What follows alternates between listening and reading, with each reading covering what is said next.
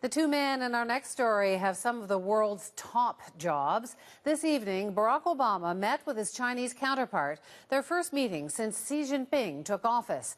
And you can bet one lingering topic was on the minds of both leaders. Keith Bogue has that tonight from Washington. Keith. Wendy, cyber hacking is the burning issue the U.S. simply cannot ignore this weekend. It's also the issue that China refuses to acknowledge even exists. This building in Shanghai is said by the U.S. to be the source of the hacking. It's known as People's Liberation Army Unit 61398. The U.S. believes 61398 is where the hackers work at stealing designs for some of its most sophisticated weapon systems, including the F-35 jet, a still under development electromagnetic gun that can fire a projectile at 8 times the speed of sound, and more than 24 other systems. China says it isn't cyber hacking in the U.S. It says the U.S. is cyber hacking in China. There's no doubt the U.S. spies on China.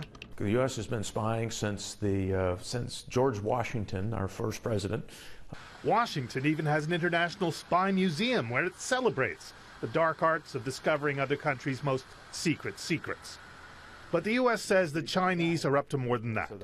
There is a big difference between a government trying to determine what another government's intentions are, which is traditional spying, in order to keep our country safe, and another government stealing from our private businesses, our private enterprise, their intellectual property, their development of new products. The U.S. believes China has hacked into the computers of most of the Fortune 500 companies in the country and stolen some of their best ideas. There's also suspicion China knows its way around U.S. infrastructure. They can disrupt transportation, can disrupt finances, disrupt water and sewer systems. Tom Ridge is in the cybersecurity business now, but he was the first Homeland Security Secretary after the 9/11 attacks. He says cyber hacking is an even bigger threat than terror. There's a far more serious scourge, one whose consequences are even more dire. And of course, all of this comes at an awkward moment. The Chinese president now knows, as everyone now knows, that the Obama administration has had even the American people under cyber surveillance for years.